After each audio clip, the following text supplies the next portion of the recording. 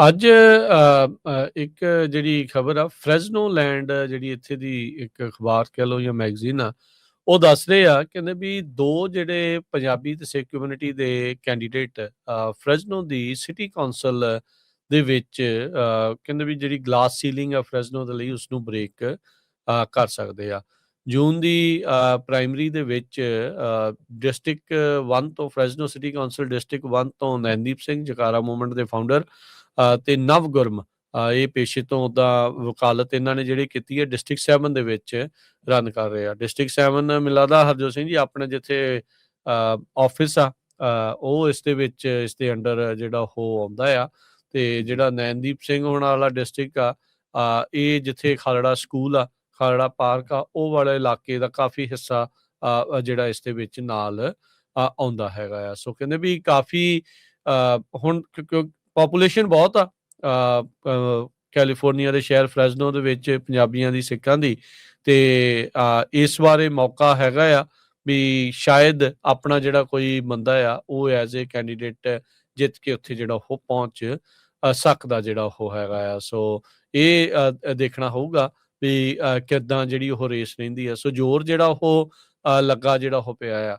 ਸੋ ਨਵਗੁਰਮ ਦਾ ਜਿਹੜਾ ਆਪਣਾ ਉਸ ਤਰੀਕੇ ਦੇ ਨਾਲ ਪੋਲੀਟਿਕਸ ਦੇ ਵਿੱਚ ਐਕਸਪੀਰੀਅੰਸ ਨਹੀਂ ਆ, ਪਰ ਫਿਰ ਵੀ ਜਿਹੜੀਆਂ ਉਸ ਦੀਆਂ ਗੱਲਾਂ ਆ ਵੀ ਉਹ ਚਾਹੁੰਦਾ ਆ ਵੀ ਜਿਹੜੀ ਕਮਿਊਨਿਟੀ ਦੇ ਜਿਹੜੇ ਇਸ਼ੂਜ਼ ਆ ਤੇ ਜਿਹੜੇ ਉਸ ਇਲਾਕੇ 'ਚ ਜਿਸ ਨੇਬਰਹੁੱਡ ਦੇ ਵਿੱਚ ਰਹਿੰਦਾ ਆ ਵੀ ਉਹਨਾਂ ਦੇ ਜਿਹੜੇ ਇਸ਼ੂਜ਼ ਆ ਉਹਨਾਂ ਨੂੰ ਮੋਹਰੇ ਰੱਖ ਕੇ ਸੋਲਵ ਕੀਤਾ ਜਾਵੇ। ਨੈਨਦੀਪ ਸਿੰਘ ਹੁਣਾਂ ਦੇ ਬਾਰੇ ਸਾਰੇ ਜਾਣੇ ਲੰਮੇ ਸਮੇਂ ਤੋਂ ਜਿਹੜਾ ਉਹ ਜਾਣਦੇ ਆ।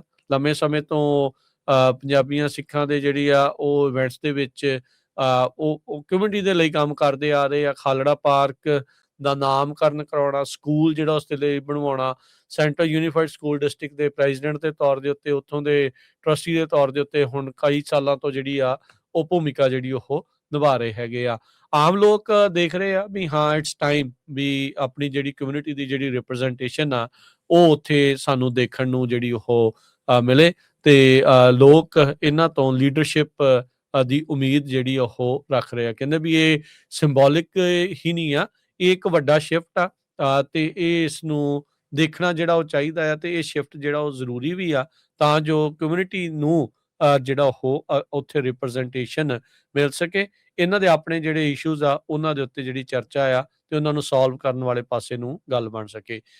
ਇੱਕ ਜਿਹੜੀ ਚੀਜ਼ ਜ਼ਰੂਰ ਹੁੰਦੀ ਆ ਵੀ ਕਿਸੇ ਕੈਂਡੀਡੇਟ ਦਾ ਕਿਸੇ ਕਮਿਊਨਿਟੀ ਦੇ ਵੱਲੋਂ ਜਦੋਂ ਕੋਈ ਪਹਿਲੀ ਵਾਰੀ ਚੁਣਿਆ ਜਾਂਦਾ, ਉਹ ਕਮਿਊਨਿਟੀ ਦੀ ਇੱਕ ਆਪਣੀ ਵੱਖਰੀ ਭਾਵਨਾ ਜਿਹੜੀ ਉਹ ਨਾਲ ਹੁੰਦੀ ਆ, ਉਹ ਪ੍ਰੇਮ ਜਿਹੜਾ ਹੁੰਦਾ ਉਹ ਜ਼ਰੂਰੀ ਆ।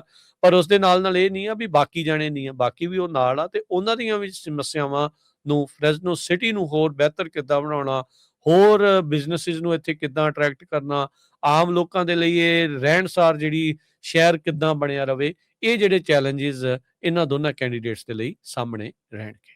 ਜੀ, ਸੋ ਪਹਿਲੀ ਵਾਰੀ 2 ਸਿੱਖ ਕੈਂਡੀਡੇਟ ਜਿਹੜੇ ਆ ਨੈਨਦੀਪ ਸਿੰਘ ਤੇ ਜਿਹੜੇ ਗੁਰਮਾ ਇਹ ਨਵਗੁਰਮ, ਇਹ ਦੋਨੋਂ ਸਿਟੀ ਕੌਂਸਲ ਵੱਖ-ਵੱਖ ਏਰੀਏ ਤੋਂ ਫਰਿਜ਼ਨੋ 'ਚ ਖੜੇ ਆ।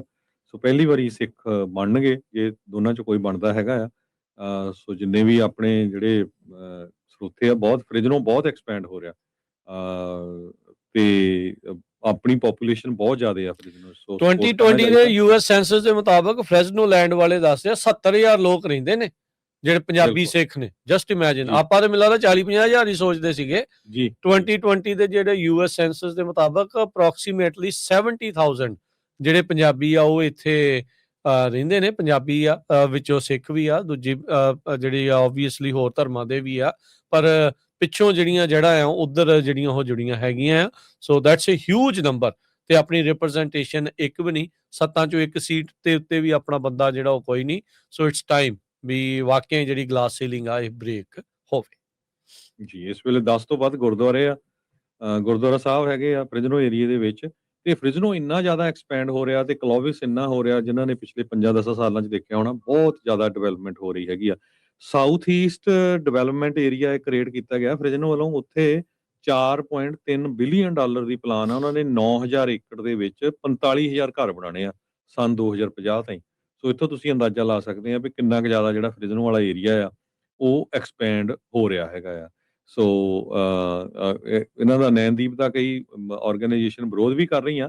ਸੋ ਆਪਾਂ ਸਾਰਿਆਂ ਨੂੰ ਸਾਥ ਦੇਣਾ ਚਾਹੀਦਾ ਹੈਗਾ। ਪਿਛਲੇ ਸਮੇਂ ਦੇ ਵਿੱਚ ਆਪਾਂ ਉਹ ਸਟੋਰੀਆਂ ਕਵਰ ਕਰਦੇ ਰਹੇ ਆ ਕਿਸ ਤਰ੍ਹਾਂ ਇਹਨਾਂ ਨੂੰ ਜਿਹੜਾ ਆ ਉਹਨਾਂ ਨੇ ਡੀਫੇਮ ਕਰਨ ਦੀ ਜਿਹੜੀ ਕੋਸ਼ਿਸ਼ ਕੀਤੀ ਸੀ। ਨਹੀਂ ਸੋ ਤੁਸੀਂ ਦੇਖੋ ਸਾਡਾ ਹਰਜੋਤ ਸਿੰਘ ਜੀ, ਇਹਨਾਂ ਦੇ ਉਲਟ ਤਾਂ ਫ੍ਰੈਜ਼ਨੋ ਸਿਟੀ ਦੇ ਵਿੱਚ ਪਹੁੰਚ ਗਏ ਸੀਗੇ ਪੁਲਿਸ ਵਾਲਿਆਂ ਪੁਲਿਸ ਦੇ ਨੂੰ ਕੋਲ ਕਿਹਾ ਵੀ ਇਹ ਤਾਂ ਬਿਲਕੁਲ ਟੈਰਰਿਸਟ ਆ ਦੇਖੋ। ਜੀ ਤੁਸੀਂ ਹਿਸਾਬ ਲਾ ਲਓ ਵੀ ਆਬਵੀਅਸਲੀ ਕਿਉਂ ਇਹ ਚੀਜ਼ਾਂ ਜਿਹੜੀਆਂ ਉਹ ਕੀਤੀਆਂ ਜਾ ਰਹੀਆਂ, ਕਿਉਂ ਉਹਦੇ ਉਲਟ ਜਿਹੜਾ ਉਹ ਪ੍ਰਚਾਰ ਹੋ ਰਿਹਾ, ਉਹ ਦੇਖਣ ਵਾਲੀ ਜਿਹੜੀ ਗੱਲ ਹੈਗੀ ਹੈ। ਸੋ ਦੇਖਦੇ ਹਾਂ ਵੀ ਕੀ ਬਣਦਾ ਆ। ਸੋ ਦੋਨਾਂ ਨੇ ਉੱਦਾਂ ਜੇ ਦੇਖਿਆ ਜਾਵੇ ਤਾਂ ਕਹਿੰਦੇ ਵੀ ਕਾਫੀ ਜ਼ਿਆਦਾ ਫੰਡ ਰੇਜ਼ਿੰਗ ਵੀ ਕੀਤੀ ਹੈ, ਮਨੀ ਵੀ ਕਾਫੀ ਰੇਜ਼ ਕੀਤੀ ਹੈ ਕੈਂਪੇਨ ਫੰਡਸ ਦੇ ਲਈ। ਤੇ ਆਬਵੀਅਸਲੀ ਇਲੈਕਸ਼ਨਾਂ ਦੇ ਵਿੱਚ ਮਨੀ ਤੋਂ ਬਗੈਰ ਤਾਂ ਜਿੱਤ ਜਿਹੜੀ ਉਹ ਕਿਸ ਤਰੀਕੇ ਦੇ ਨਾਲ ਵੀ ਪੋਸੀਬਲ ਇੰਨੀ ਜ਼ਿਆਦਾ ਹੈ ਨਹੀਂ ਆ। ਸੋ ਲੈਟਸ ਸੀ ਕੀ ਜਿਹੜਾ ਅੱਗੇ ਬਣਦਾ। ਬਾਕੀ ਆਪਾਂ ਸ਼ੁਭ ਇਛਾਵਾਂ ਜਿਹੜੀਆਂ ਇਹਨਾਂ ਨੂੰ ਜ਼ਰੂਰ ਦਿੰਦੇ ਹਾਂ।